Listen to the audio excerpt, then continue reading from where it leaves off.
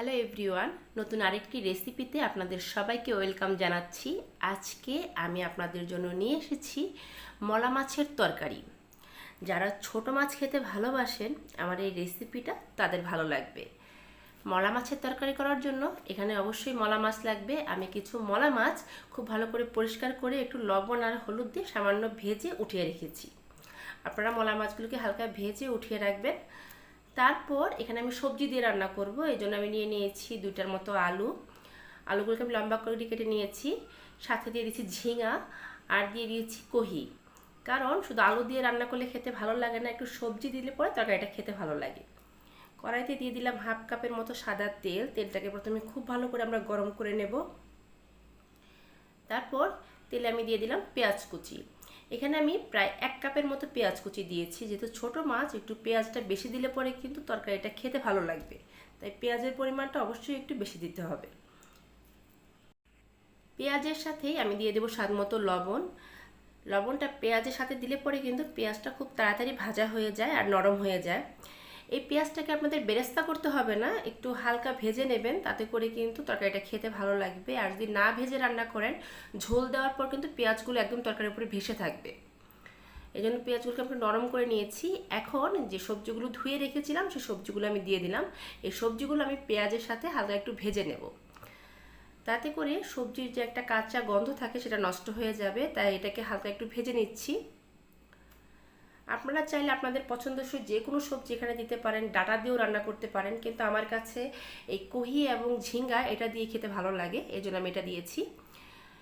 এখন এই সবজিতে আমি দিয়ে দিলাম হলুদ গুঁড়ো, 1 চা চামচের মতো হলুদ গুঁড়ো। ঝালের জন্য আমি দিয়ে দিলাম 1 চা চামচের মতো শুকনো মরিচের গুঁড়ো। ঝালটা আমি আমার টেস্ট অনুযায়ী দিয়েছি, আপনারা অবশ্যই আপনাদের টেস্ট অনুযায়ী কম বা বেশি করে নেবেন, এটা যার যার নিজস্ব টেস্টের উপর ডিপেন্ড করে।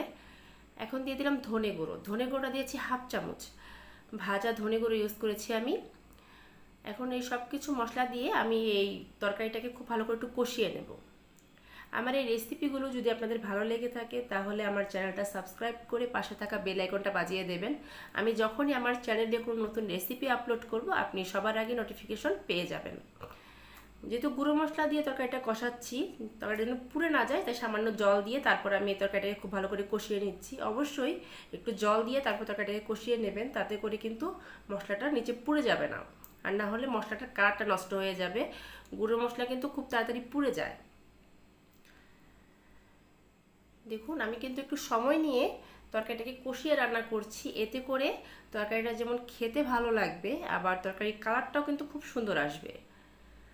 আপনারা একটু সময় নিয়ে তরকারিটাকে খুব ভালো করে কষিয়ে তারপর রান্নাটা করবেন। এখানে তাড়াতাড়ি করবেন না যে মশলা দিয়ে সাথে সাথে ঝোল দিয়ে দেবেন, তাতে করে কিন্তু তরকারির কালারও সুন্দর আসবে না এবং খেতেও ভালো লাগবে না।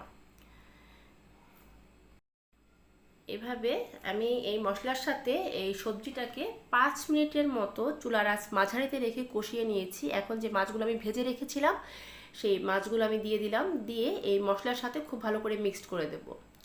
এই মলা মাছ দিয়ে কিন্তু চচ্চড়িও খুব ভালো হয়। আমার চ্যানেলে চচ্চড়ির রেসিপিগুলো আছে, আমি দিয়েছি, আপনারা চাইলে দেখে নিতে পারেন। এছাড়া মলা মাছ দিয়ে শুকোত রান্না করলে পরে সেই শুকোতটাও খেতে ভীষণ ভালো লাগে।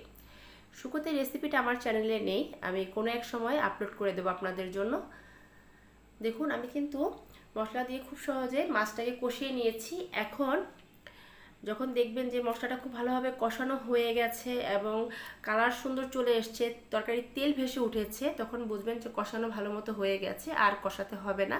কিন্তু যতক্ষণ পর্যন্ত তেল না ভেসে উঠবে ততক্ষণ আপনারা একটু সময় নিয়ে এই সবজিটাকে খুব ভালো করে মশলার সাথে কষিয়ে তারপর রান্নাটা করবেন। আমি আজকে মলা মাছ দিয়ে এই সবজিটা দিয়ে রান্না করছি। আপনারা চাইলে মলা মাছের পরিবর্তে চিংড়ি মাছ দিয়েও কিন্তু এই সেম রেসিপিটা রান্না করতে পারেন, সেটাও খেতে ভালো লাগে। এছাড়া যে কোনো ছোট মাছ এই একইভাবে আপনারা রান্নাটা করে নিতে পারবেন। এখন আমি ঝোল দিয়ে দেব।